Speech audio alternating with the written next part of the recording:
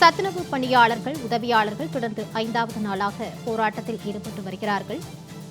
திமுக கொடுத்த தேர்தல் வாக்குறுதி 313 படி பணி நிரந்தரம் செய்ய வேண்டும் உள்ளிட்ட கோரிக்கைகளை வலியுறுத்தி சத்துணவு பணியாளர்கள் மற்றும் உதவியாளர்கள் காத்திருப்பு போராட்டத்தில் ஈடுபட்டு வருகிறார்கள். அண்மைச் செய்தியாக பார்த்து வருகிறோம். தற்போது 2000 உள்ள ஓய்வூதியத்தை 6700 உயர்த்தி தர வேண்டும் உள்ளிட்ட கோரிக்கைகள் வலியுறுத்தப்பட்டு போராட்டம் நடைபெற்று வருகிறது. கோரிக்கைகளை வலியுறுத்தி தொடர்ந்து 5வது நாளாக போராட்டத்தில் ஈடுபட்டு வருகிறார்கள். அண்மைச் செய்தியாக பார்த்து வருகிறோம். இது தொடர்பான கூடுதல் விவரங்களோடு செய்தியாளர் குணசுந்தரி நேரலையில் இணைகிறார். வணக்கம் குணசுந்தரி, போராட்டம் தொடர்பான கூடுதல் விவரங்களை வழங்க.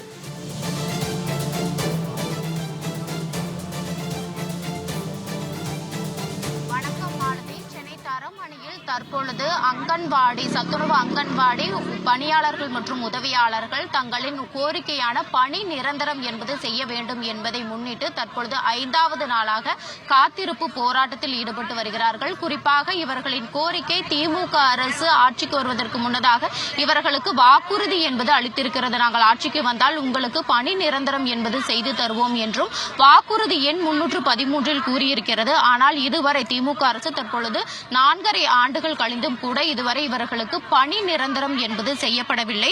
அது மட்டுமின்றி இவர்களுக்கு கிடைக்கும் ஓய்வூதியம் 6700 உயர்த்தி தர வேண்டும்.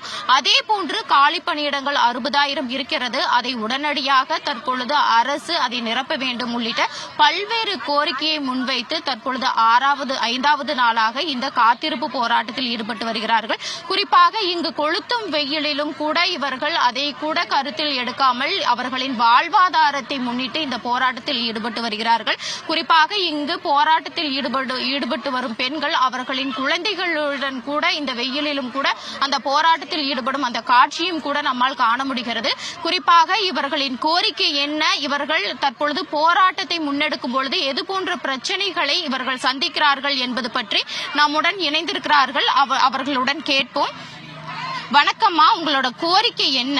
எத்தனாவது நாளா இந்த போராட்டத்தில் ஈடுபட்டு வரீங்க? திமுக அரசு வாக்குறுதி கொடுக்கும் பொழுது உங்களுக்கு எந்த மாதிரியான வாக்குறுதிகள் கொடுத்திருக்காங்க? வணக்கம். நாங்க எல்லாரும் அங்கன்வாடி பணியாளர்கள், உதவியாளர்கள் இருக்கோம். நாங்க கடந்த இந்தியோடு சேர்ந்து 5வது நாள் ஆயிடுச்சு. முதல் 3 நாள் மறியல் போராட்டம் பண்ணோம். நேற்று தினம் காத்திருப்பு போராட்டத்துக்காக நாங்க இங்க வந்தோம். ஆனா எங்களை அனுமதிக்கவே இல்லை.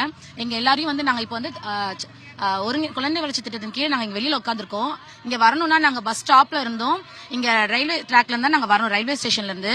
எங்க எல்லாரையும் நாங்க தவறா ஏதோ செஞ்சுட்டோம் அப்படின்ற மாதிரி வந்திருக்க எல்லாரும் பெண்கள் தான். எல்லாரையும் அந்த ரயில்வே ஸ்டேஷன்லயே அப்படியே பிளாக் பண்ணாங்க.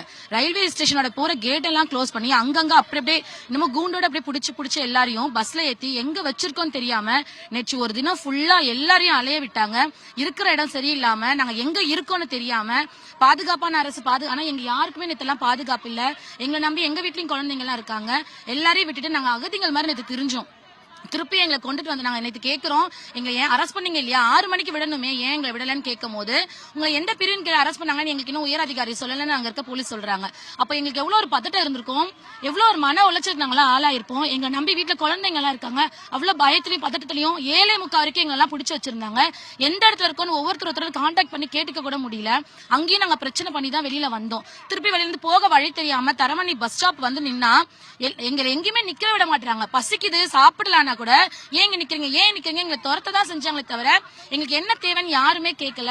நாங்க தவறா எதுவும் கேட்கல. எங்களோட பணிகளை நாங்க சரியா செய்யறோம் இல்லையா, அப்ப எங்களுக்கான ஊதியத்தை கொடுங்க தானே நாங்க கேட்கிறோம். எங்களை சிறப்பு காலமுறை ஊதியத்துல இருந்து எங்க காலமுறையத்துக்கு மாற்றுங்க தானே நாங்க கேட்கிறோம். பணி நியம் தானே, அதுவும் நாங்க கேட்டோம். போன ஆட்சியும் போதே நாங்க கேட்கும் போது நம்ம முதலமைச்சர், தற்போதைய முதலமைச்சர் ஐயா அவங்க சொன்னாங்க, நீங்க எல்லாம் கவலைப்படாதீங்க, இது பெண்களுக்கான ஆட்சி கிடையாது.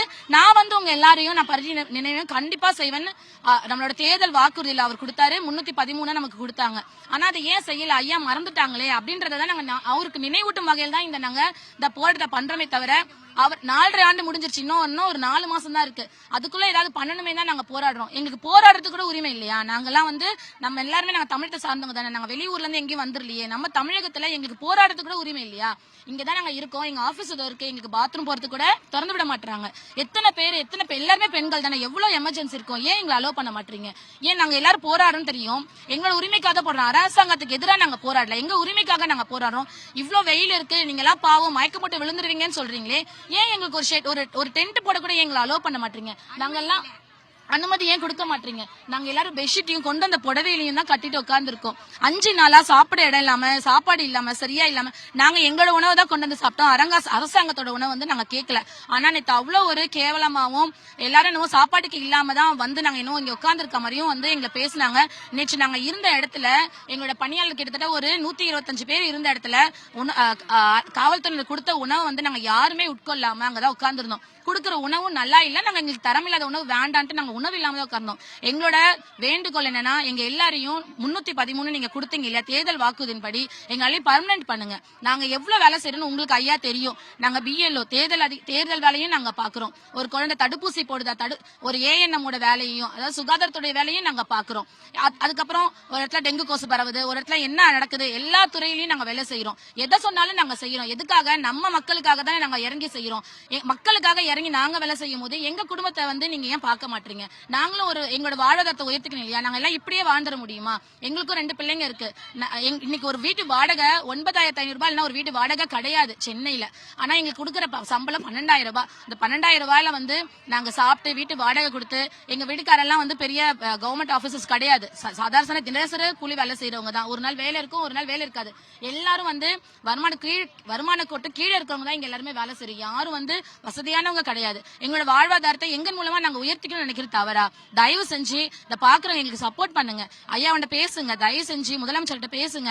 எங்களுக்கு 313 அவர் கொடுத்த வாக்குறுதின்படி எங்களை வந்து பணி நிரந்தரம் செய்ய சொல்லுங்க. வேற எதையும் நாங்க கேட்கல. இந்த ரொம்ப தாழ்மையா எல்லா அங்கன்வாடி பணியாளர்கள் சார்பா, உதவியாளர் சார்பாகவும் நாங்க எல்லாரும் கேட்டுக்கிறோம். தயவு செஞ்சு எங்களுக்கு உதவி பண்ணுங்க. இப்ப நீங்க வந்து தொடர்ந்து இப்ப போராட்டத்தில் ஈடுபட்டு வரீங்க. அந்த போராட்டத்தில் ஈடுபடும் போது என்ன மாதிரியான இன்னல்களை சந்திக்கிறீங்க? அது மட்டும் இல்லாம இப்ப திமுக கொடுத்த வாக்குறுதி தான் நீங்க நிறைவேற்ற சொல்றீங்க. அப்படி இருக்கும்போது இந்த 4.5 ஆண்டுகள்ல இதற்கு முன்னதாக நீங்க மனுக்கள் கொடுக்கறதோ இல்ல போராட்டம் நடத்துறதோ அந்த மாதிரி முறையில ஈடுபட்டு இருக்கீங்களா? இப்ப உங்களோட கோரிக்கை என்ன? வணக்கம், என் பேர் மீனாட்சி. நான் திட்டம் 4ல இருந்து வந்திருக்கிறேன். அதாவது நாங்க போராட்டத்துல நாங்க எல்லாருமே இதுக்கு முன்னாடி எங்க மாநில தலைவங்க எல்லாருமே மனுக்கள் கொடுக்க தான் ஆரம்பிச்சாங்க. முறையா நாங்க எல்லாமே மனுக்கள் கொடுத்தோம். கொண்டு போய் எல்லாம் நான் உங்களுக்கு எல்லா கோரிக்கைகளும் செஞ்சு கொடுக்கறேன் அப்படின்னு தான் வாக்குறுதி கொடுத்தாங்க. ஆனாலும் நாங்க என்ன பண்ணோம், அவங்க கோடை விடுமுறை இப்ப கூட போன வாரத்துல 1 மாத கோடை விடுமுறையும், அதுக்கப்புறம் உதவியாளருக்கோ பணியாளருக்கோ 10 வருட சர்வீஸ் இல்லாம அந்த சர்வீஸ்க்கு உண்டான இதுவும் எங்களுக்கு எல்லாமே ஆணை கொடுத்தாங்க. அதுக்கு நாங்க ரொம்ப நன்றி தெரிவிக்கிறோம். ஆனாலும் எங்களுக்கு கேட்டது அவருடைய வாக்குறுதியை தான் நாங்க கேட்கிறோம். 313 கீழ் வாக்குறுதியில உங்களுக்கு காலமுறை எடுத்து நான் படுத்துறேன் அப்படின்னு அவர் சொன்னார் அந்த ஐயா. அந்த ஐயாவுக்கு நாங்க கேட்கிறோம். அதை தான் அந்த வாக்குறுதியை கேட்கிறோம். எங்க இதுல இப்போதைக்கு 12,000 சம்பளம் வச்சு, நான் ஒரு கைம்பெண் தான். என் கைம்பெண்ணுக்கு நான் ஒரே ஒரு குழந்தை தான் வச்சிருக்கேன். அந்த ஒரு குழந்தைய நான் படிக்க வச்சு வாடகையும் கொடுத்து சாப்பாடும் போட்டு நான் எப்படி நான் வாழ முடியும் சொல்லுங்க? அதனாலதான் எங்களுக்கு சம்பளத்தை ஏத்தி கொடுங்க, பணி நிரந்தரம் பண்ணுங்க ஐயான்னு சொல்லிட்டு இங்க 5 நாளா நாங்க இந்த வெயில்ல படாத பாடுபடுறோம். நேத்தும் நாங்க வந்தோம். எங்களை போலீஸ் வந்து அந்த பஸ்ல அரெஸ்ட் பண்ணிட்டு எங்களை விடவே மாட்டேன் அப்படின்னு எங்களை சொல்லி எங்களை ரொம்ப போய் பிடிச்சி, நாங்க என்னமோ அகதிகள் மாதிரி அங்கங்க பிடிச்சி எடுத்துட்டு வந்து பஸ்ல போட்டு அந்த பேருந்துல சுத்தி எந்த இடம் கூட தெரியாம நாங்க ராத்திரியில தொலைவுல நடந்து எங்க பஸ் ஸ்டாண்ட் கூட தெரியாம அந்த ராத்திரி 1 மணிக்கு நாங்க ஓடணும். அந்த மாதிரி எல்லாம் நிலைமையெல்லாம் நாங்க ஓடி போராடுறோம். ஆனா எங்களுக்கு வந்து இந்த வாக்குறுதி கொடுக்கணும், இந்த பணி நியமன ஆணையை கொடுக்கணும்ன்றதுதான் எங்களோட பெருங்கோரிக்கை. நாங்க உதவியாளர்கள் பணியாளர்கள் எல்லாருமே நாங்க ரொம்ப கஷ்டப்படுறோம்.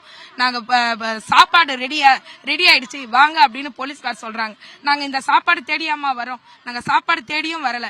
எங்களுக்கு உண்டானது அதனால 10 ஆண்டுக்கு இதா பணி நிரந்தரம் பண்ணுங்க. எங்களுக்கு பணி நிரந்தரம் தான் எங்களுக்கு வேணும். அதனால அரசாங்க பணியத்துக்கு எங்களை நிச்சயமா கட்டாயமா பண்ணணும்ன்றதை வேண்டி கேட்டுக்கிறேன். குறிப்பாக இவர்களின் கோரிக்கை திமுக அரசு கொடுத்த வாக்குறுதி எண் 313 படி நிச்சயமாக எங்களுக்கு பணி நிரந்தரம் என்பது செய்யப்பட வேண்டும். அந்த பணி நிரந்தரம் செய்யப்படும் வரை தொடர் போராட்டத்தை முன்னெடுப்போம் என்றும் தெரிவித்திருக்கிறார்கள். குறிப்பாக தற்பொழுது இந்த இடத்தில் வெயில் என்றும் பாராமல் இவர்களின் வாழ்வாதாரத்தை முன்னெடுத்து இந்த தொடர் போராட்டத்தில் ஈடுபட்டு வருகிறார்கள். குறிப்பாக இந்த போராட்டத்தில் ஈடுபட்டு வரும் இந்த அங்கன்வாடி பணியாளர்கள் மற்றும் ஊழியர்கள் அவர்களின் குழந்தைகளையும் இந்த போராட்ட களத்தில் வைத்துக் கொண்டு தற்பொழுது இந்த போராட்டம் போராட்டத்தில் ஈடுபட்டு வருகிறார்கள். வெயில் தாங்க முடியாமல் அவர்கள் மேலே திரையை கட்டி அந்த வெயிலை தாங்க முடியாமல் அது போன்ற ஒரு செயலிலும் ஈடுபடக்கூடிய அந்த காட்சிகளையும் தற்பொழுது நம்மால் காண முடிகிறது. குறிப்பாக இவர்கள் வைக்கும் கோரிக்கை திமுக அரசு கொடுத்த அந்த 313 படி பணி நிரந்தரம் செய்யப்பட வேண்டும். அதே போன்று பணிச்சுமை என்பது எங்களுக்கு அதிகமாக இருக்கிறது. குறிப்பாக நாங்கள் பணிபுரியும் இடத்தில் அனைத்து வேலைகளையும் நாங்கள் தொடர்ந்து செய்து கொண்டிருக்கிறோம். எனவே காலி பணியிடங்கள் 60,000 இருக்கிறது, அதையும் நிரப்ப வேண்டும். அது மட்டுமின்றி ஓய்வூதியம் 2,000 6,700 உயர்த்தி பணி நிரந்தரம் என்பது செய்யப்பட வேண்டும் என்ற இந்த கோரிக்கையை முன்வைத்து தொடர் போராட்டத்தில் ஈடுபட்டு வருகிறார்கள். மாலதி,